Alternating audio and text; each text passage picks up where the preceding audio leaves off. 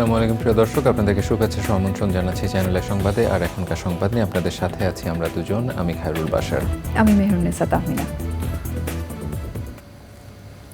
বিস্তারিত সংবাদের শুরুতে জানিয়ে দিচ্ছি ফ্রেশ প্রিমিয়াম টি সংবাদ শিরোনামগুলো।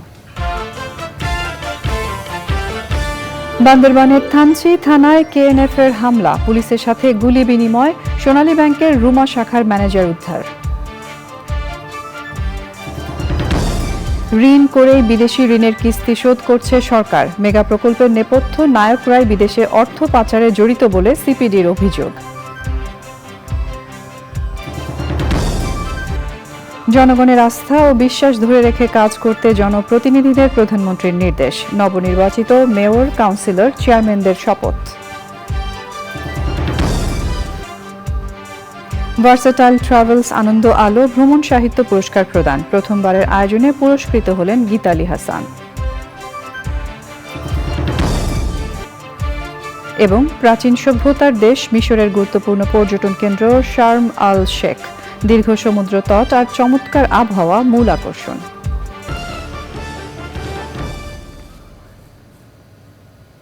সংবাদ শিরোনামগুলো জানাচ্ছিলাম। এখনকার এই সংবাদ আয়োজনে একই সঙ্গে চ্যানেল আই এর ইউটিউব চ্যানেলে এবং চ্যানেল আই এর ওটিটি প্ল্যাটফর্ম আই স্ক্রিনে লাইভ স্ট্রিম হচ্ছে।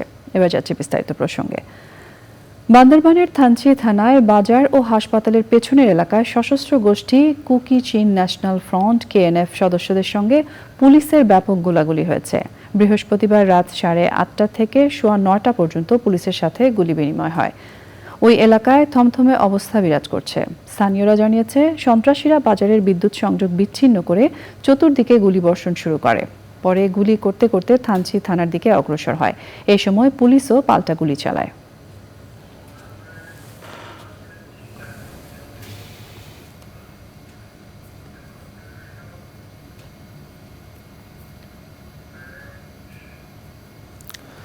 বান্দরবনের থানচিতে কেএনএফ এর সঙ্গে পুলিশের গোলাগুলির সবশেষ খবর জানতে আমাদের সঙ্গে যুক্ত হচ্ছেন বান্দরবন প্রতিনিধি হাসান ইসমাইল। ইসমাইল, থানচির সর্বশেষ অবস্থা আমাদেরকে জানাবেন।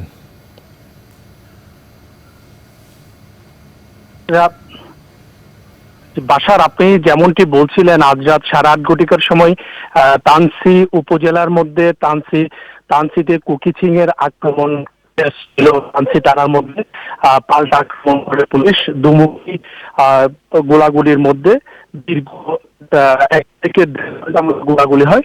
এক পর্যায়ে তারা পিছু হটতে বাধ্য হয়। কুকিচিং ওই এলাকার মধ্যে আমি কথা বলেছিলাম বান্দরবনের এডিশনাল পুলিশ সুপার রায়হান কাজিমির সাথে কথা বলেছিলাম। উনি যেটি জানিয়েছেন, রাত 8:30 নাগাদ তারা থানায় আক্রমণ এবং পুনরায় গতকালকে, আপনি জানেন যে আমি একটু পিছনের দিকে যদি যাই, গতকাল থানসি উপজেলার মধ্যে সোনালী ব্যাংক এবং কৃষি ব্যাংকে যেটা তারা ডাকাতি করেছিল, ডাকাতি করতে এসে তারা 15.5 লক্ষ টাকা ব্যাংক থেকে নিয়ে গিয়েছিল। এরপরে তারা আবারও পুনরায় আজকে ব্যাংক ডাকাতি এবং থানা আক্রমণ করেছে।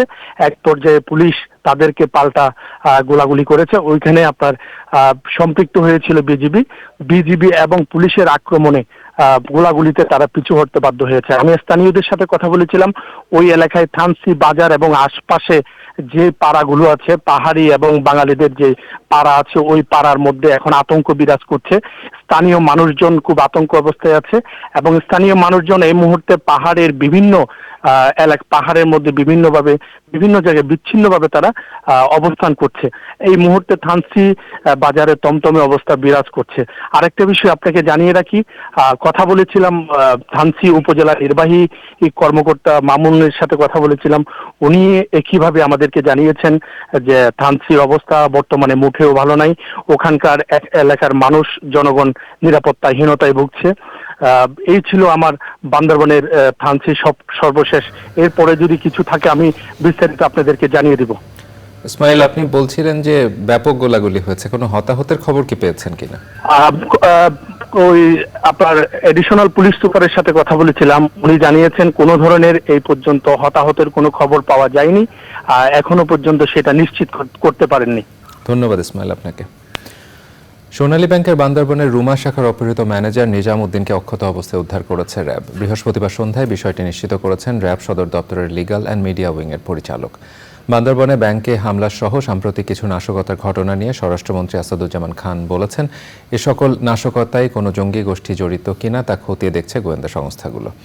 এসব ঘটনায় জড়িতদের কঠোর শাস্তি নির্দেশনা দিয়েছেন প্রধানমন্ত্রী। এদিকে চুক্তি ভঙ্গ করে সশস্ত্র কার্যক্রম চালিয়ে যাওয়ায় কুকি চিন ন্যাশনাল ফ্রন্ট KNF এর সঙ্গে সব ধরনের আলোচনা স্থগিত করেছে শান্তি প্রতিষ্ঠা কমিটি।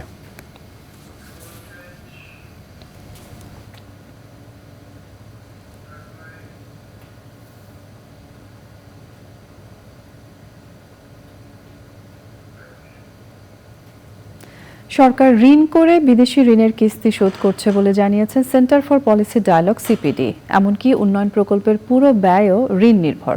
মেগা প্রকল্পের নেপথ্য নায়করাই সরকারের শীর্ষ মহলের যোগসাজশে বিদেশে অর্থ পাচারের সঙ্গে জড়িত। রিজভিন আজের রিপোর্ট। চলতি অর্থবছরের ৮ মাসে বিদেশি ঋণের সুদ-আসল বাবদ $2 বিলিয়ন শোধ করতে হয়েছে সরকারকে। গত বছরের একই সময়ে এর পরিমাণ ছিল $1.5 বিলিয়নের মতো। বছরের ব্যবধানে ঋণ শোধের দায় বেড়েছে $61 কোটি। লেকশোর হোটেলে CPD জানিয়েছে, গত অর্থবছরে সব মিলে $3.25 বিলিয়ন শোধ দিতে হয়েছিল সরকারকে। এবার এটা দাঁড়াবে প্রায় $5.25 বিলিয়নে। 2022 সালের জুনে বিদেশি মুদ্রার মজুদ ছিল প্রায় $42 বিলিয়ন। গত জুনে এটা আশঙ্কাজনকভাবে কমে হয় $25 বিলিয়ন। 31শে মার্চ এটা আরও কমে $20 বিলিয়নের নিচে নেমে যায়। বৈদেশিক ঋণের একটা বড় অংশ সার্ভিসিং করছি হলো আরও ঋণ নিয়ে। এইটা তো আনসাস্টেনেবল। যদি 100% ঋণ নিয়ে থাকে, তার 80% হলো সরকারের, 20% হলো ব্যক্তি খাতের। এই 20%-এর যেইখানে টাকা আনা হয়েছিল, উল্লেখ করা হয়েছে এই টাকা দিয়ে আবার ব্যাংকের টাকা শোধ করা হয়েছে, কেউ কেউ আবার এই টাকা আবার বিদেশে নিয়ে গেছেন, অথবা বিদেশ থেকে আদৌ আনেননি, ওখানে রয়ে গেছে। তো এই হিসাবটা কম গুরুত্বপূর্ণ না। যে ঋণ বিদেশ থেকে নেই, তার 2 গুণ ঋণ আমি দেশের ভিতর থেকে নেই। আমাদের ঋণ পরিশোধ করার ক্যাপাসিটি এই জায়গায় গেছে যে আমি এখন আমার রেভিনিউ বাজেট থেকে একটা পয়সা দিতে পারি না, এটা মুস্তাফিজের পেপারে আছে, আমার উন্নয়ন প্রকল্পকে অর্থায়ন করার জন্য। সেহেতু এই পরিস্থিতি একটা প্রতারণামূলক বাস্তবতা বা ইলিউসিভ রিয়ালিটির ভিতরে আছি। তবে কি বাংলাদেশ বিদেশি ঋণের ফাঁদে পড়তে যাচ্ছে? আমাদের এখানে কিন্তু বেশিরভাগই যে ডেট ট্র্যাপ আপনি নিচে, this is because failure of policies and also lack of adequate attention to the reforms. Price of the projects that we took loan for, the debt stock and the debt servicing would have been much lower if we were efficient or if there was no corruption in the process of making these projects. এই যে GDP বড় আকারে দেখানো হচ্ছে, সেইটার সাথে GDP এবং ডেটের যে রিলেশনশিপ, সেটাও কম দেখানোর একটা প্রচেষ্টা এখানে আছে। It's just West of time talking about FDI, যখন আমাদের স্টেট মিনিস্ট্রি যখন বলে যে গ্যাসের সরবরাহ থাকবে না। বিদেশি ঋণ কি তাহলে বাংলাদেশের জন্য উদ্বেগজনক পর্যায়ে পৌঁছে গেছে? সরাসরি উত্তর দিলেন না প্রধানমন্ত্রীর উপদেষ্টা। Disruption of the supply chain, disruption of the production etcetera, এর ফলে একটা শক হয়েছে। আর আমাদের যেটা আছে সে হলো যে ইকুইলিব্রিয়াম এক্সচেঞ্জে যেটা হওয়া উচিত সেখানে না রেখে আমরা টাকাকে সবসময় ওভারভ্যালু করছি। তো ওভারভ্যালু করার সময় যখনই এই চাপ আসছে, সেই চাপটাকে আমরা সম্পূর্ণভাবে গ্রহণ করতে পারি নাই। প্রথমবারের মতো 100 বিলিয়ন ছাড়িয়েছে বিদেশি ঋণ। 17 কোটি মানুষের দেশে মাথাপিছু ঋণ দাঁড়িয়েছে $1.5 লাখ টাকা, অথচ 3 বছর আগেও এটা ছিল $1 লাখ টাকা। রিজভিন আওয়াজ, চ্যানেল আই, ঢাকা। মানুষের কাছে দেয়া ওয়াদা পূরণে আস্থা ও বিশ্বাস ধরে রেখে সর্বাত্মকভাবে কাজ করতে জনপ্রতিনিধিদের নির্দেশ দিয়েছেন প্রধানমন্ত্রী শেখ হাসিনা। ময়মনসিংহ ও কুমিল্লা সিটি কর্পোরেশনের মেয়র ও কাউন্সিলর এবং 5 জেলা পরিষদের চেয়ারম্যান শপথ গ্রহণ অনুষ্ঠানে প্রধানমন্ত্রী বলেছেন, একটি ভোটের অনেক দাম, তাই সাধারণ মানুষের সেবা করাই এই সরকারের মূল লক্ষ্য। নীলাদ্রি শেখর রিপোর্ট।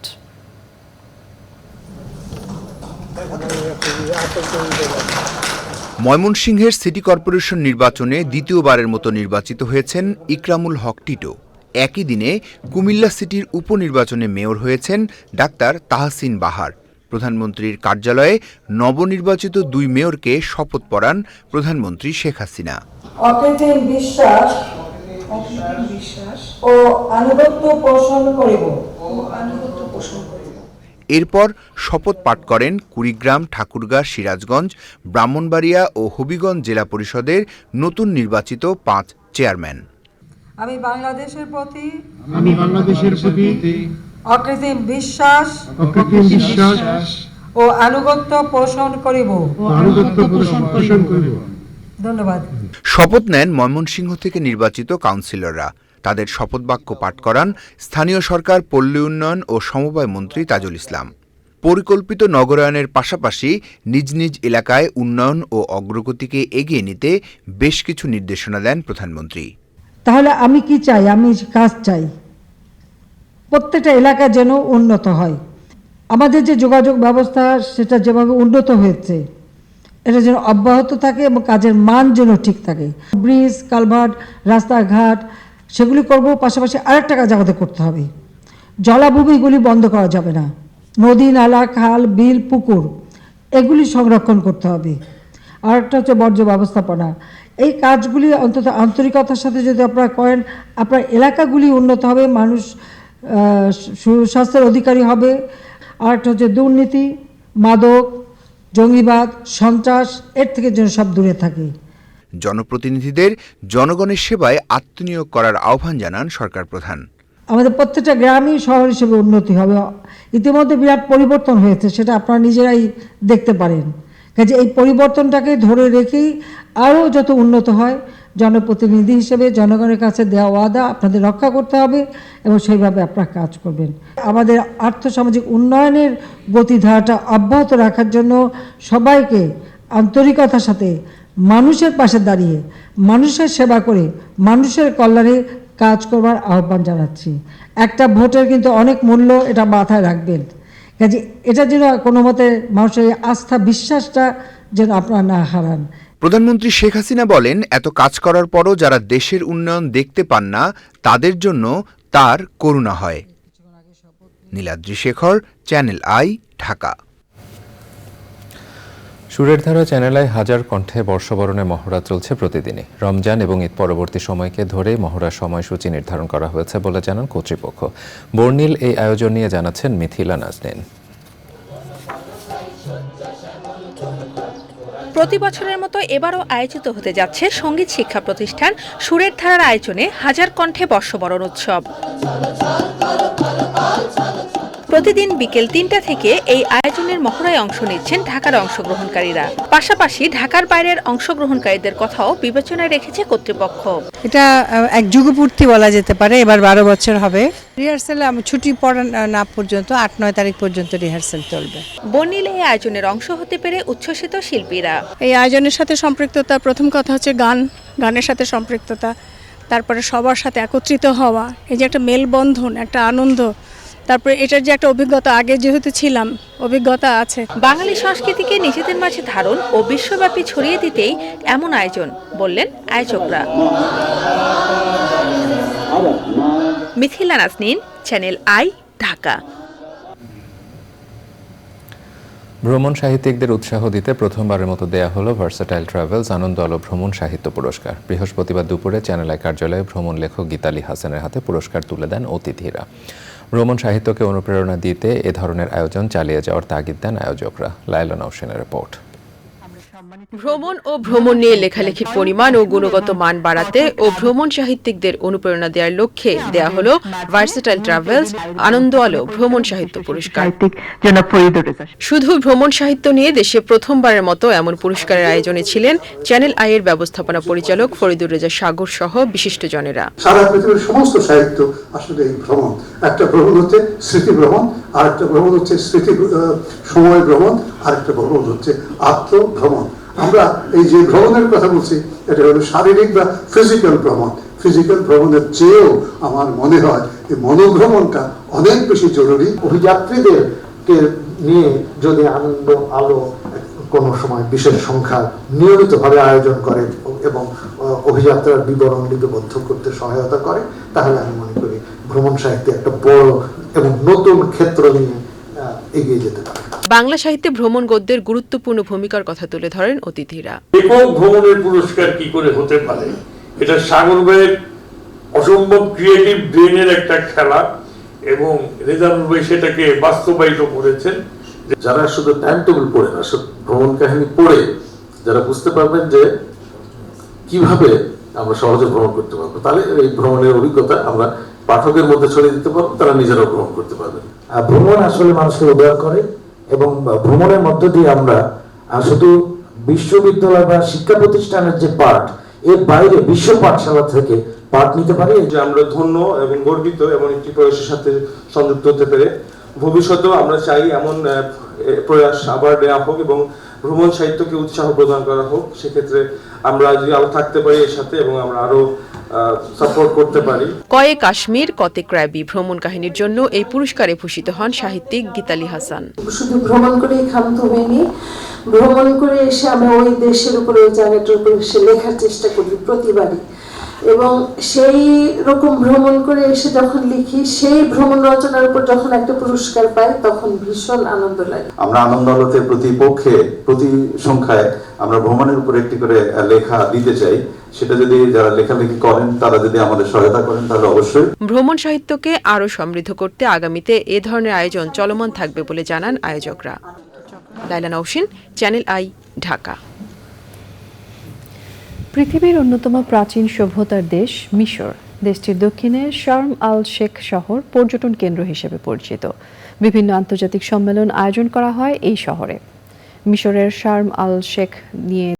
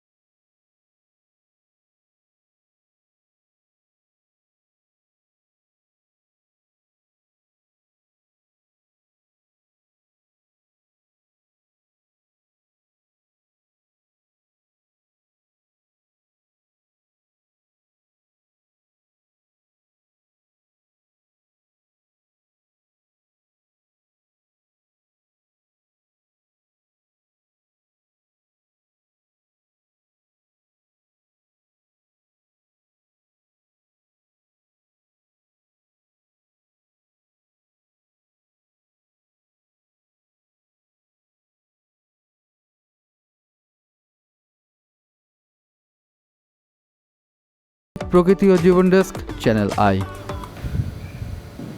এ পর্যায়ে রয়েছে আই স্পোর্টস।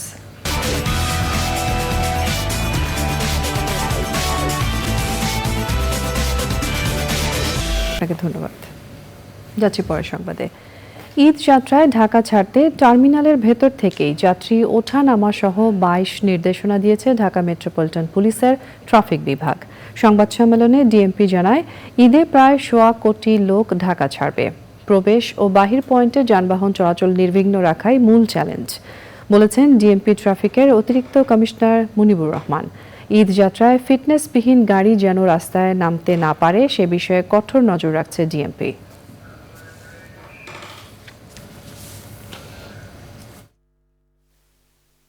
আমাদের প্রত্যেকটা ট্রাফিক ডিভিশনে সচেষ্ট আছে যে সম্ভাব্য যেসব গ্যারেজে এই কাজগুলো হতে পারে, যেসব গ্যারেজে রঙের কাজগুলো চলে, মেরামতের কাজ চলে, প্রস্তুতির কাজ চলে, আমরা সচেতন আছি। ক্রাইম ডিভিশনকে সাথে নিয়ে কাজ করছি এবং এর মধ্যে কিছু কিছু আমরা কাজ করেওছি। বাট ভবিষ্যতে এই যেই কটা দিন আছে আমরা নিজেরা সচেষ্ট থেকে পারস্পরিক সমন্বয় সাধন করে সমন্বয়টা রেখে কাজ করার চেষ্টা করবো এবং যেন ফিটনেস ব্যান্ড গাড়িগুলো যেন বের হতে না পারে এবং যাত্রীদের যাত্রাকালে যেন নিরাপত্তাটা যেন সুনিশ্চিত থাকে। দর্শক, সংবাদের পর্যায়ে নিচ্ছে একটি বিরতি এবং বিরতির পর আরো যা থাকছে। প্রিয় দর্শক, আপনারা দেখছেন চ্যানেল আই সংবাদ। চলুন যাওয়া যাক এখনকার আয়োজনে। দেশ ঠিকমতো চলছে না বলেই ব্যাংক ডাকাতির মতো ঘটনা ঘটছে বলে অভিযোগ করেছে বিএনপি। কারাগারে থাকা বিএনপির যুগ্ম মহাসচিব হাবিবুর নবী খান সোহেলের পরিবারের সদস্যদের সঙ্গে শান্তিনগরের বাসায় যান বিএনপির স্থায়ী কমিটির সদস্য ডক্টর আব্দুল মঈন খান। সেখানে তিনি বলেন, গত 15 বছরে বিরোধী দলের প্রায় অর্ধকোটি নেতাকর্মীর বিরুদ্ধে 1 লাখেরও বেশি মামলা দেয়া হয়েছে। ব্যাংক ডাকাতি নিয়েও সরকারের সমালোচনা করেন এই বিএনপি নেতা।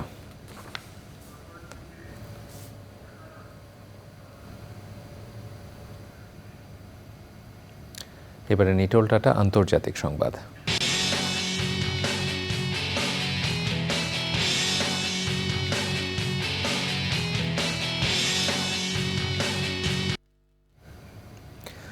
গাজায় ইসরায়েলি এয়ার স্ট্রাইক ও ধ্বংসযজ্ঞের ঘটনার নিন্দা জানিয়েছে বাংলাদেশ। পররাষ্ট্রমন্ত্রী হাসান মাহমুদ গণমাধ্যমকে দেয়া এক বার্তায় গাজায় সাধারণ মানুষ ও ত্রাণকর্মী নিহত হওয়ার ঘটনাকে মানবতার বিরুদ্ধে অপরাধ হিসেবে চিহ্নিত করে বলেন, পশ্চিমারা অন্তত এই ঘটনার পর ইসরায়েলকে অস্ত্র সরবরাহ বন্ধ করবে।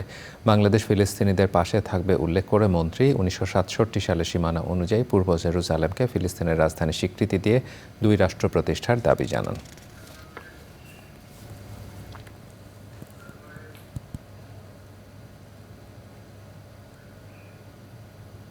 এবারে রয়েছে আইস্ক্রিন সাংস্কৃতিক সংবাদ।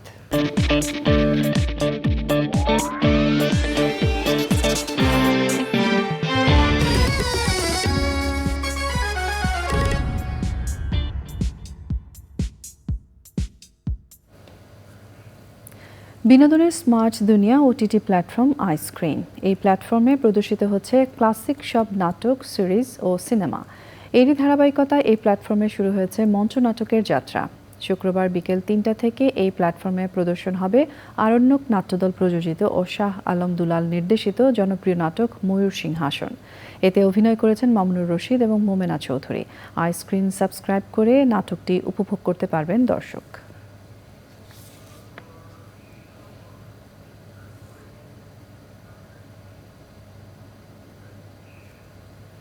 পূবালী ব্যাংক কৃষি সংবাদ।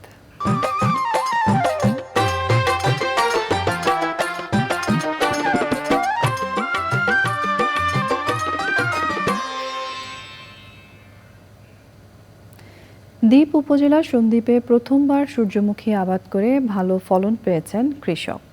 লাভজনক হওয়ায় আবাদে কৃষকের আগ্রহ বেড়েছে।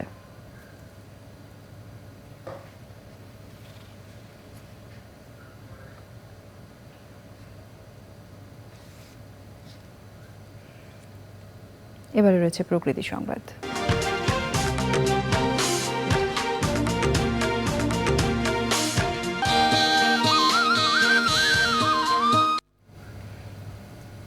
চট্টগ্রাম চিড়িয়াখানার পাশে আন্তর্জাতিক মানের বার্ডস পার্ক ও নাইট সাফারি পার্ক নির্মাণ করা হবে। চিড়িয়াখানার পাশে উদ্ধার করা জায়গায় এটি নির্মাণ করবে চট্টগ্রাম জেলা প্রশাসন। এর মধ্যে বিভিন্ন দেশ থেকে পাখি আনার প্রক্রিয়াও শুরু হয়েছে। ঈদে দর্শনার্থীদের জন্য চট্টগ্রাম চিড়িয়াখানার আকর্ষণ বাড়ানোরও উদ্যোগ নিয়েছে কর্তৃপক্ষ।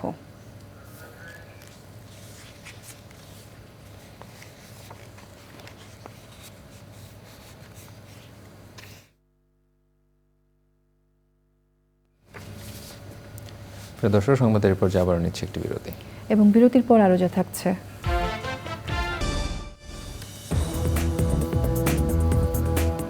স্বাগত জানাচ্ছি আরো একবার চ্যানেল আই সংবাদে। চলুন যাওয়া যাক এখনকার আয়োজনে। রাজশাহী, ঢাকা, খুলনা ও বরিশাল বিভাগের উপর দিয়ে বয়ে যাওয়া তাপপ্রবাহ শনিবার পর্যন্ত অব্যাহত থাকবে। এ সময় বাতাসে জলীয় বাষ্প বেড়ে গরমে অস্বস্তি বাড়বে বলে জরুরি তাপপ্রবাহ সতর্কতা জারি করেছে আবহাওয়া অধিদপ্তর। আবহাওয়া অফিস জানিয়েছে, চলতি মাসের প্রথম দিন থেকে দেশের 4টি বিভাগে বিভিন্ন অঞ্চলের উপর তাপপ্রবাহ বইতে শুরু করে।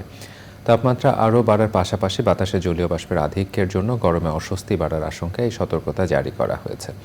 চলতি মাসে 2 থেকে 4টি ধাপে সারা দেশে তাপপ্রবাহ বইবে বলেও পূর্বাভাস দিয়েছে আবহাওয়া অফিস। এর মধ্যে 2টি তাপপ্রবাহ তীব্র থেকে অতি তীব্র হবে, তখন তাপমাত্রা 40 ডিগ্রি সেলসিয়াস অতিক্রম করবে।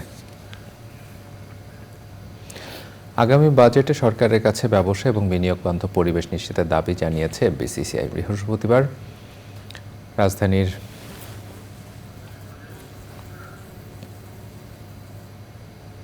বৃহস্পতিবার রাজধানীতে বাজেট অগ্রাধিকার 2024-25 শীর্ষক পরামর্শক সভা করে এফবিসিসিআই ও এনবিআর।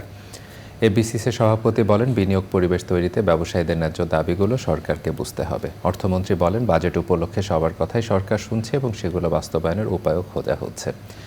এনবিআর চেয়ারম্যান বলেন, ব্যবসায়ীদের সব দাবি পূরণ করা সম্ভব হয় না, তবে প্রতি বছরই কিছু দাবি বাস্তবায়নের চেষ্টা করা হয়। অর্থ প্রতিমন্ত্রী বলেন, স্থানীয় নয়, রপ্তানি বাজার বিবেচনায় নিজেদের সক্ষমতা বাড়াতে হবে।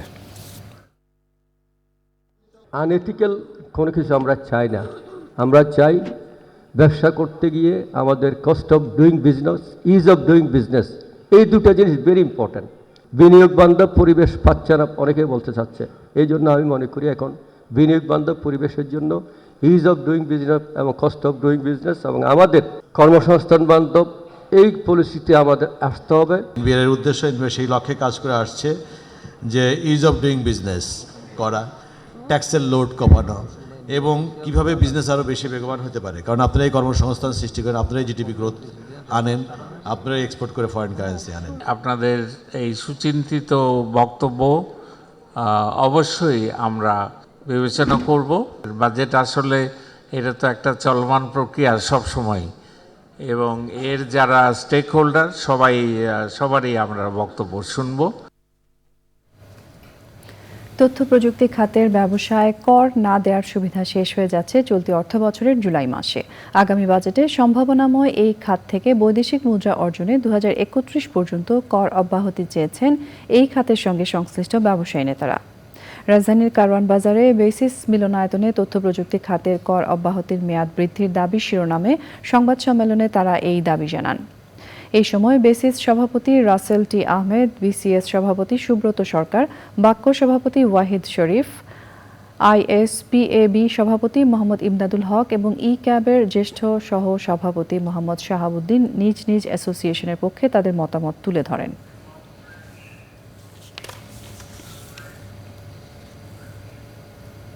প্রিয় দর্শক, সংবাদের এ পর্যায়ে আবারও নিচ্ছে একটি বিরতি এবং বিরতির পর খেলার খবর।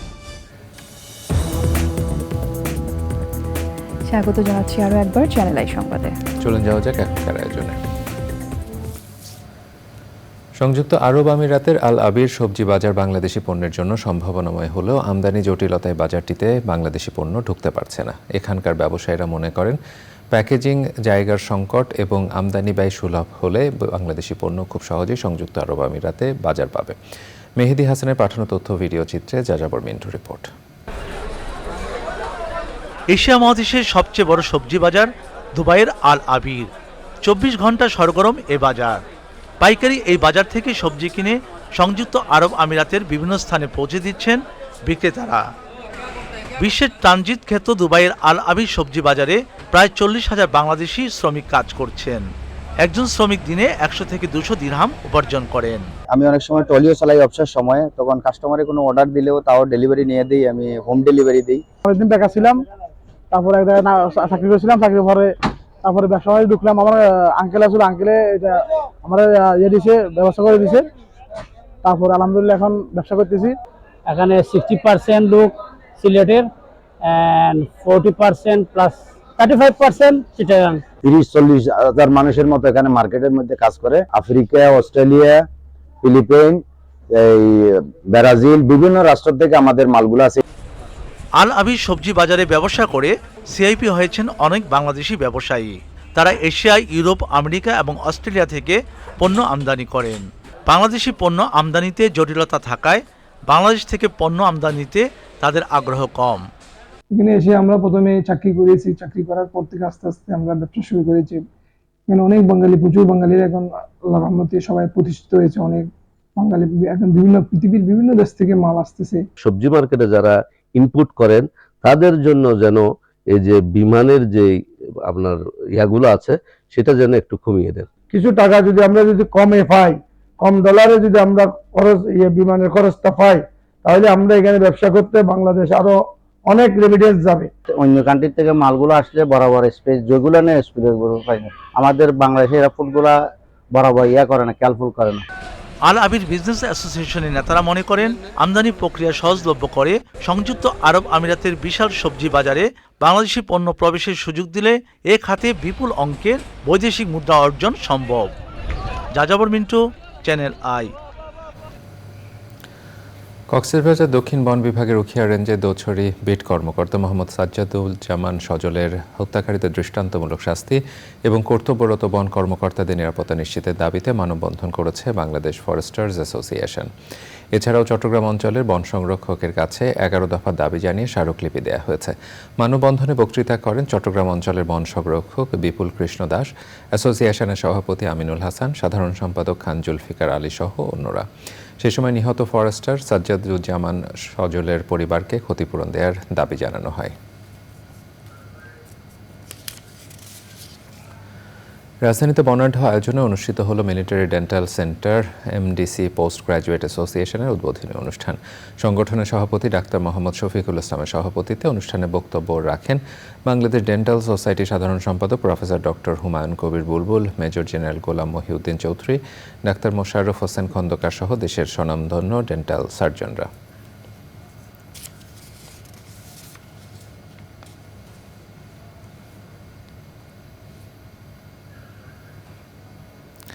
পবিত্র ঈদ উল ফিতর উপলক্ষে দুস্থদের মাঝে খাবার সামগ্রী বিতরণ করেছেন ঢাকা 16 আসনের সংসদ সদস্য ইলিয়াস উদ্দিন মোল্লা।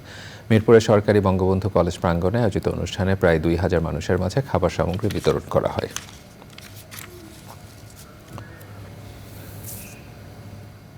এবারে খেলার খবর।